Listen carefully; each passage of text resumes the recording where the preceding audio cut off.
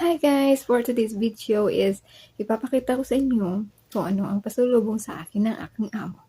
Galing kasi sila sa Makkah. Ayan. So, bago sila pumunta ng Makkah is naglaba ako ng mga underwear ko, mga damit ko, ganun. So, nakita ng amo kong babae yung underwear ko na garter na lang talaga ang kumakapit. Maluwag na siya, ganun. Kasi, syempre, hindi naman ako palaging nakakalabas, 'di ba? Tsaka hindi naman ako nagsasabi na bilhan nila ako ng ganyan, ganyan, ganyan. So, siya na lang mismo ang nag-initiate na bilhan ako. Ito guys. Ito. Ayan.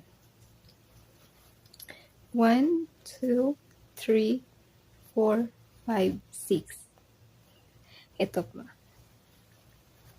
7, 8, 9. 9. Ito lahat yun.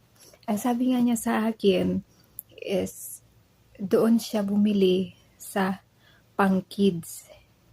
Pang-kids na mga product, kumbaga. Doon sila bumili ng mga underwear ko sa pang-kids items. Kasi doon sa pang-adult, maalam daw niya na maluwag. Ayun. So, doon siya sa kids items. Ayan. Ang pinagpilian niya is 15 to 18 years old. Ganun daw yun, yung pinagpilian niya. Kaya nakita niya itong aking size. Kasi yung size ko talaga is wala talaga sa pang-adult. Bihira lang akong mag-order ng underwear ko sa pang-adult na size small. Minsan nga extra small ang in-order ko noon sa Pilipinas kasi maluwag talaga. Maliit kasi talaga yung bewang ko. Ganon. So, hindi lang yun, may bonus pa. Ito.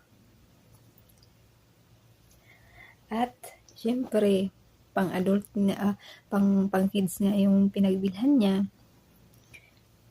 Pang-kids din yung binili niya sa akin na pants. Ayan. Ito.